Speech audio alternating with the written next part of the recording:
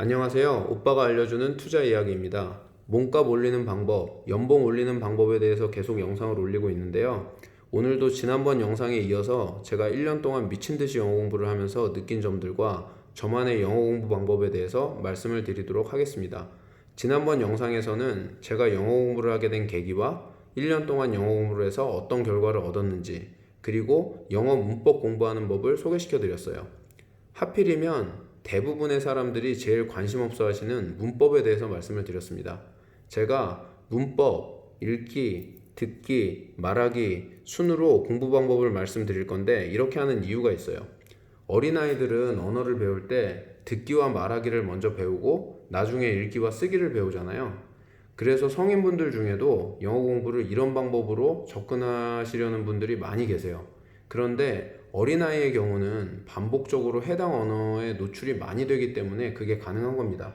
심지어 어린아이들은 생각을 하거나 꿈을 꿀 때도 해당 언어로 생각하고 해당 언어로 꿈을 꾼다는 거죠. 이게 무슨 말이냐 하면 아이들은 거의 하루 종일 해당 언어를 공부하는 것과 같다는 거예요. 하지만 나이가 들어서 영어 공부를 하려고 하면 다른 할 일들을 모두 제껴두고 영어만 집중해서 공부하기는 현실적으로 힘들잖아요. 어린아이가 학습하는 방법으로 영어를 배운다고 하면서 그와 비슷한 공부 방법을 소개하는 책들이나 교육 프로그램들이 많이 있는데 그게 도움이 아예 안 되는 건 아니에요. 하지만 그렇게 해서는 웬만한 의지 없이 절대 중급 이상의 영어를 구사하시기는 힘드실 겁니다. 이건 제가 경험을 해보고 말씀드리는 거예요. 영어에 관심이 있는 분들이라면 이런저런 방법을 많이 시도해 보셨을 거예요. 그런 노력을 통해서 영어를 잘하게 되셨다면 다행이지만 그렇지 않으셨다면 한 번 더 속는다 생각하시고 제가 말씀드린 방법으로 하루에 한두 시간씩 짧게는 1년, 길게는 2년만 투자해 보세요. 여러분의 영어 실력은 몰라보게 올라와 있을 겁니다.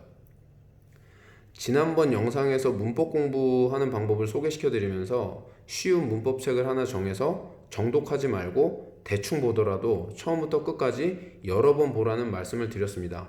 몇 번 봐야 되냐? 라고 질문하시면 저는 최소한 3번은 보시라고 말씀드리고 싶어요. 그런데 3번 정도 보면 쉬운 문법책 같은 경우에는 다시 보는데 일주일도 채 안 걸리거든요.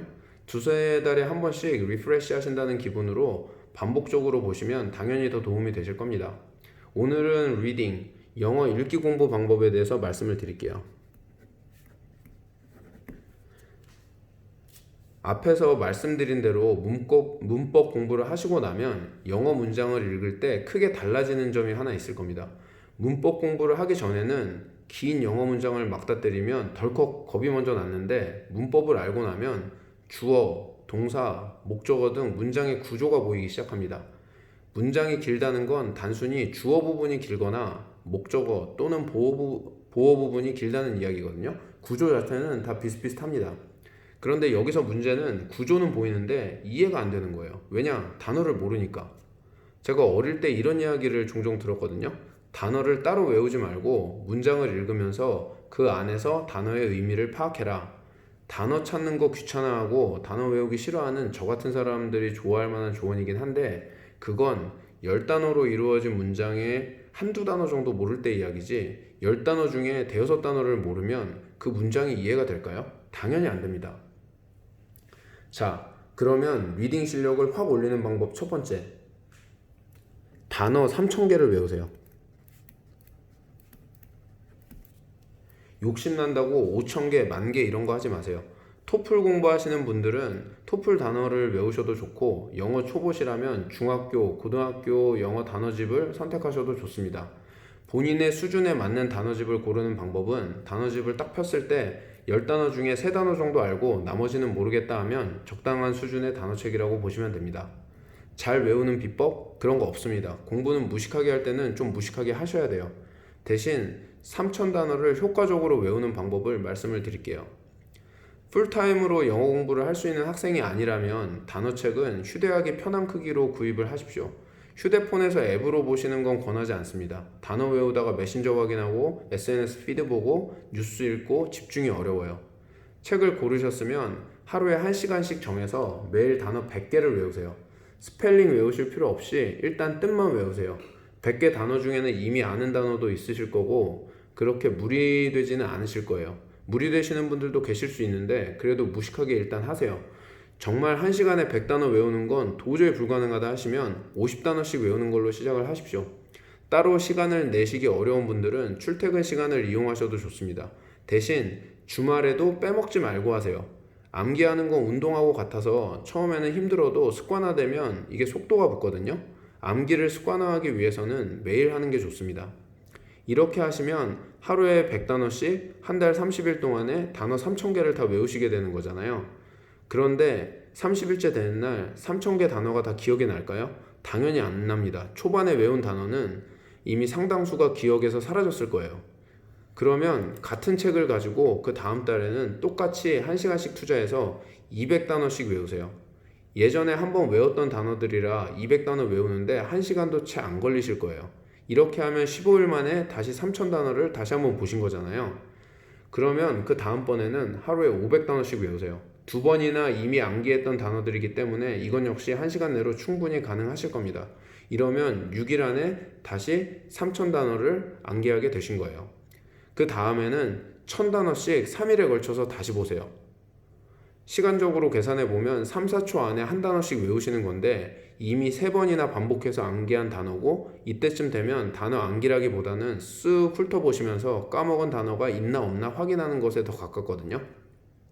지금 들으실 때는 저걸 어떻게 하실 수도 있는데 해보고 안 되면 그때 저한테 말씀해 주세요. 저한테 따주셔도 됩니다. 그런데 지금은 믿고 한번 해보세요. 충분히 가능하실 겁니다.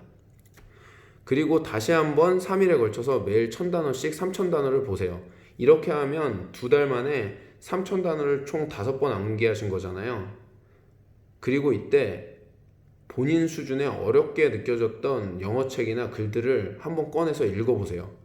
그동안 이해가 되지 않았던 문장들이 이해되는 신세계를 경험하게 되실 겁니다.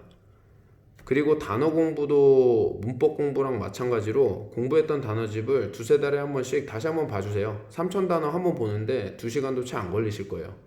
여기서 중요한 건 웬만하면 하루 1시간을 넘기지 마라. 단어 암기할 때는 시간의 압박이 있는 게 효과가 좋습니다. 혼자 하기 힘드시면 단어 공부를 같이 할 스터디 파트너를 구해서 하시는 것도 좋아요. 제 경험에 따르면 너무 친한 친구나 동료보다는 아예 모르는 분들과 하시는 게 효과가 더 좋았던 것 같습니다. 2번째는 다독. 많이 읽는데 장사 없습니다. 앞에서 말씀드린 대로 영어 단어 3000개를 외우고 나면 조금 어렵다고 생각되는 책이나 기사들을 읽어보세요. 대신 본인이 흥미가 있는 재미있어하는 분야의 글을 읽으시는 것을 추천드려요. 만약에 본인이 BTS 아미라고 하면 BTS에 관련된 영문 기사를 찾아 읽으시는 겁니다. 영어 공부도 어려운데 내용마저 흥미가 없다면 쉽게 실증이 날 수 있거든요. 하루에 영문 기사나 영문 블로그 하나 정도는 꼭 읽는 습관을 들이시길 바랍니다. 혹시 MBA를 준비하시거나 고급 영어를 원하시는 분들은 개인적으로 이코노미스트를 추천드려요. 너무 많이도 말고 하루에 기사 하나씩 꾸준하게 읽으시면 1년 뒤에는 영어 실력뿐만 아니라 국제정세나 경제 관련 안목도 크게 성장해 있을 겁니다. 오늘 영상에서는 리딩 공부하는 방법에 대해서 말씀을 드렸는데요. 다음번 영상에서는 영어 듣기에 대해서 이야기 드리도록 하겠습니다. 끝까지 시청해 주셔서 감사드립니다. 행복한 하루 보내세요.